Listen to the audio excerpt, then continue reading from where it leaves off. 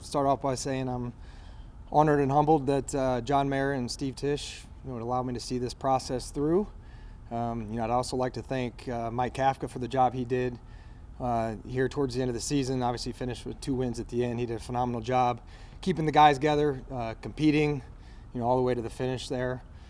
To our fans, I understand, the wins haven't been, what the expectation is. And, I'm fortunate enough to be tasked with getting the organization and the franchise back where it belongs. And that's the goal as we move forward. We're going to start the search for the next head coach of the New York Giants. As soon as I leave here, that's what we're going to go start focusing on. And, we're going to get the right person to lead the franchise and, again, get us back to what the standard is, and that's competing for championships on a yearly basis. With that, I'll open up for questions. I'm not going to get into my personal contract situation. As you've seen today, unfortunately, in the nature of the business, I'm not sure how much it really matters how many years you have on your contract or not, but I'm not going to get into my personal situation there. Joe, a lot of the players today talked about craving for leadership with that head coach. How important is that aspect, and what does that really mean? Yeah, the criteria for the next head coach, there's several criteria that we're going to look for. Leadership being an important element, in the head coaching, world. Football acumen will be important.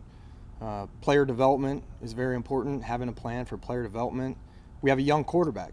It's going to be important that there's a plan in terms of Jaxson's development, holding people accountable, communication. There's a lot that goes into the head coach that, can fall under that leadership element. But those are some of the characteristics that we're going to be looking for in the next head coach. Do you want somebody with head coaching experience? We're going to cast a wide net, and there's no directive that it has to be an offensive guy or defensive guy or special teams or college or whatever it may be. Having head coaching experience previously, we are going to try to find, or we are going to find, the best leader for the franchise. We saw last year a couple of young rookie quarterbacks flash but struggle overall with winning, whether it was Drake with New England, you saw Caleb with the Chicago teams that had young nucleus of talent like you guys have, and then year 2 they got the coach and they took off. Do you see this as a similar situation, that you get the right coach and you can have similar success with the Patriots have seen, or the Bears have seen? Yeah, Connor, that would be the goal. That would be ideal. That's a good question. And yeah, when you look at those franchises that did that, I believe New England was picking 4 and Jacksonville may have been at 5, and what teams are in the top 10 again. And those are 2 really good examples. And, Caleb Williams in Chicago, what they were able to do, they had, each of those franchises brought in new head coaches and were able to turn it around rather quickly. And, Drake May's in the MVP, race right now. And, Caleb Williams, we obviously played against him and has had a really good year and playing at a high level. So, yeah, that's certainly an opportunity that you look at those franchises and how they put it together and the quick turnaround. And, in an ideal world, yeah, that would be it. How do you think Jaxson is viewed? What's your initial impression from the outside when you're going through this process? How do you think it's going to be a benefit to have him here? Absolutely. Jordan, from the people I've talked to, the consensus, there are a lot of potential head coaching candidates that are excited about the opportunity here because of Jaxson Dart. What they told you about in terms of what John and Steve and then what kind of input they're going to have in terms of the coaching search, whether it's their decision or your final decision? I didn't hear the first part. What have you heard from ownership in terms of kind of counterbalance of who's going to make the final decision between yourself and yours? Okay. So I've been doing a lot of research with some of my leadership group, not just me, but there's a few of us that have been doing a lot of research. So we are gathering names, gathering information, providing that to ownership. We will all go through the interview process together, and collectively we'll come up with the who the next head coach of the New York Giants is going to be, and ultimately it's ownership's decision. But I imagine that's going to be a collaborative effort. Ownership will be part of the interviews? Yes, ownership will be part of the interviews. Joe, yesterday, had you guys lost, you would have been had the #1 pick of the draft. And I think you all know that means, being able to get a ton of draft capital on the trade from a quarterback. Is there anybody that will have winning either of the last 2 games? No. I always want to win when we go out there. I mean, every time it's important. We haven't done enough winning, and I understand that, and that falls on me. But anytime you go out there, specifically against a division opponent, we hadn't beat the Cowboys. To go out there and do that was important. And again, we have a young group of players that need to learn how to win, and to go out and finish the way we did, we can carry that momentum into the off season and hopefully carry that over into next season. Joe, if there's anyone questioning why ownership retained you, obviously that's a question for ownership, but from your perspective, why do you deserve to be the person who gets to lead this forward here? Yeah, Art, for me, it's, early on I made mistakes. I'm fortunate to have great ownership here where you're allowed to stub your toe and try to course correct. And over the last couple of years, we've been able to add a franchise quarterback. You've been able to add a number one receiver in Malik Neighbors, who again, I'm looking forward to getting him back. And there are the defensive line, the pass rushers. There's pieces in place that also make this an attractive job. So looking at where we're going, where the build is, what the plan is moving forward, and seeing the vision through is why I think that's the case, Art. Do you have any, Joe, like will Jaxson Dart be, he's not going to be in the interviews obviously, but he's such an important part of this franchise. Will he ever get any input in some of this at some point? Input?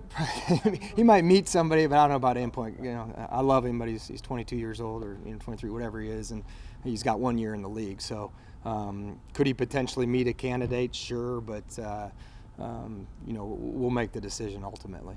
How do you think your presence will impact the head coaching search, and how will you manage it if there's a candidate who has a different preference than one team? Yeah, people talk about that because that's a rare instance that happened a year ago. I know what you're talking about, and that's not necessarily the case in every cycle. So talking to a lot of the representatives of potential head coaches, that has not come up one time, and doesn't appear to be anything that's going to deter from a coach wanting to take this job. There's actually, the opposite. There's a lot of excitement for, the opportunity. We have phenomenal ownership, the history of the team, and some of the young pieces that are in place, along with some of the veterans. Joe, when you were told you were being retained, what did ownership tell you about their expectations for 2026 and anything they wanted to see improved? What was their message to you directly? Yeah, Pat, there wasn't a directive. It was a plan, a plan in place. And when you're in my position, if you were here year two, yeah, would it have been better? Of course. As a general manager, you always want to have a young quarterback and build the team around, a young quarterback with that. You get the advantage when they're on a rookie deal. So, talking about the pieces we have in place, the plan, where we're going to go from here, how we're going to approach the off season. It was more so that than what the expectations are or mandates to do X, Y, and Z must happen in 2026. When did you find out, Joe? We've had constant communication since the the press release when Dayball was released. There's never a come to like, hey, you're going to go forward with you. We've been operating, and I've been gathering information for the coaching search, and we have consistent communication on a daily basis. So that's how we continue to proceed. How serious is Mike Kafka as a candidate? He's going to get an interview, and he's done a good job. He's been on the interview for the last several weeks. Enjoyed working with Mike. His leadership, offensively, he was able to still handle the play calling. I believe we ended up 13th in the league in offense. I think we were 30th last year. Fifth again, fifth in the run. Fifth in the league in rushing. So it was impressive. Again, that's when you put on that head coaching hat, and now you got to evaluate the defense too. Obviously made a change with Schoen.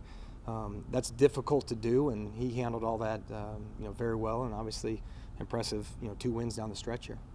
A lot of the top names rumored for head coaching candidates are defensive coordinators, defensive minded, and there's obviously a perception in the NFL that you can't hire a defensive coach because he can't develop a quarterback. He'll need a top offensive coordinator. Where do you fall on that whole thing? Yeah, my previous stop in Buffalo, like Sean McDermott's a hell of a defensive coach. He's a hell of a head coach, and we drafted Josh Allen. So there's a way for that to work. Vrabel maybe put him in that boat. They have Josh McDaniels. So there's ways for this to work. And I would also say not just the head coaching job in terms of this being an attractive destination, but if I'm an offensive coordinator, and you look at, okay, they got a left tackle, they got a left guard, center coming back, they got a number one receiver. Theo Johnson's shown some promise. Hey, Scat, Tyrone Tracy, Jaxson Dart, I could probably work with that defensively. They've got rushers. They've got Dexter Lawrence in the middle. Javon Holland, Paulson Adebo. I could probably work with that. So my expectation, hopefully, is we're going to get the right head coach that can also, bring in a very good staff. That being not just offense coordinator, defense coordinator, special teams, on down the line. So I think there'll be an attractiveness there as well. Joe, how is this task to sort of fix these Giants different than the one that you stepped into 4 years ago when you took this job? How is this? Say that again. Yeah, like how is this? How is the? I guess how is the team change? How is it different? Or you feel like you're starting from square one, or? No, I don't think we're starting from square one. Again, having the quarterback in place. Okay, when I got here, we didn't do Daniel's fifth-year option. There was some let's wait and see. He couldn't pass a physical when I got here, because he had the neck injury. So is he going to be healthy? Is he not going to be healthy? 2020, then going into 2023, we did the contract extension, and that's who we were trying to build around. And then obviously had the injury, and that decision ultimately didn't work out, and we shifted. And we are here today with, Jaxson Dart going into year two. And you're not paying a quarterback that, the amount of money that, we had to invest in. And Daniel, when we made that decision, so we have salary cap flexibility. We have some young core pieces in place. And I know it's talked about at times, but if, Jaxson Dart's on the open market, or Malik Neighbors, or Abdul Carter, the deal with Andrew Thomas, that was done a couple years ago. It looks good in terms of the rankings. Dexter, Burns, I think Hutchinson just got 40 million. So I would say key pieces at core positions that on the open market are making an exponential amount of money. We're in a good position in those core positions, and we have draft capital, and we have some flexibility. So I like where we are moving forward. I'm excited about the young group we have, along with the veterans and the resources we have to improve over the offseason. I imagine that when you were scouting and evaluating and acquiring players, which Ryan was here, I imagine it was for what he wanted to do with his scheme offense than who he was bringing in as defensive coordinator. New coach probably going to have a different viewpoint on offense and defense. How does that change things for you, or do you believe that the core group of players here you have now are flexible to be able to move and play and whoever you bring in here? Yeah, Connor, that's a lesson I learned, again, just through this process and being a general manager. When you draft players or sign players, you want them to be versatile schematically, because as we see, today and previously, coaches come and go.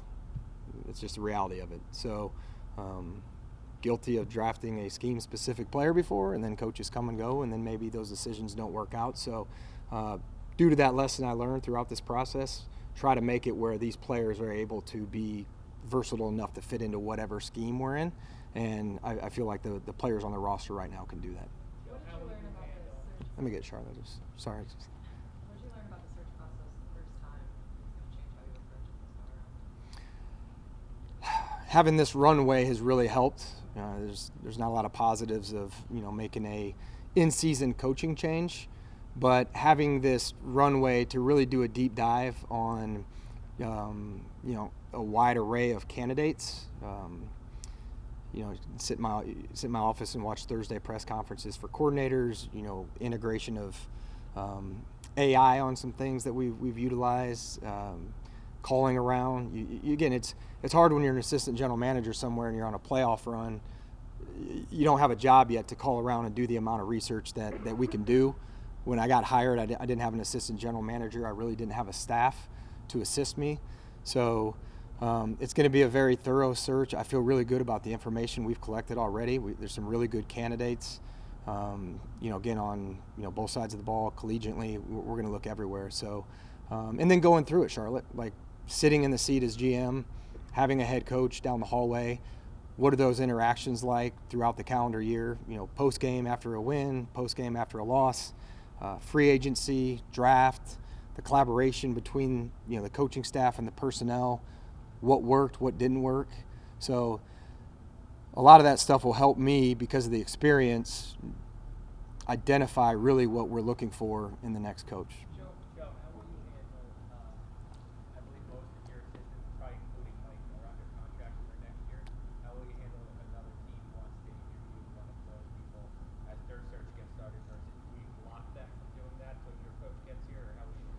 Yeah, we've had those conversations. I've met a couple of times with the coaching staff in whole, and it's unique this year because the in-person interviews for candidates that are currently with clubs is the 19th in terms of in-person. So the cycle may be a little bit slower this year. So my conversations with coaches are like, listen, you guys, you got families, you're talking about kids.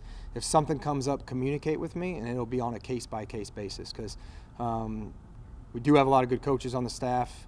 And there's some that may be in the mix to continue with us, and again, timing and circumstances, it may not if they have something else. Joe, of all Two the more. difficult things that a GM has to do, draft picks, free agents, fire people, hire people, is gauging. Where do you put on the list of difficulty gauging the coordinator, the hot coordinator out there, projecting him to be the next head coach? Because sometimes they make it, very often they don't. So how do you? The established head coach, you kind of have a handle on. The coordinator projecting him to be the next guy. Yeah, Paul, that's a good question. That's why there's probably more misses than hits, and you see this cycle where there's, the average I think is 7 a year in terms of coaches being fired. So the deep dive on the research, people that have worked with these individuals, I think is very important. Talking to players, player quotes on different coaches. If you're fortunate enough to get some players that maybe played under those guys, that's important. And then, the head coach has a track record. You want to know how they manage games, you can go bring up game management situations, which we've done that on some of these candidates. Game management's an important part of it. You can go see how they were in front of the media after wins, after losses, what their record was. It's right there, where they ranked offensively, defensively. So that's a little bit easier because the information there is for you versus a projection with a offense or defensive coordinator, or, whoever it may be that hasn't been a head coach in the NFL before. Joe, you talked about the research that you've done for the last 7 weeks. Are you guys ready to jump in? I mean, have you already sent out requests for interviews? I mean, are you starting, whether it's tomorrow or Wednesday this week, to start your interviews for your search? Yeah, we're going to start. When I leave here, we're going to go, map it out. I've been in player exit interviews from about 8:30 to 1:30, so just ran over here to do this, and then I have not seen ownership yet today. So again, I'm going to go from here right in there, and we're going to start mapping this out, and interviews will start this week.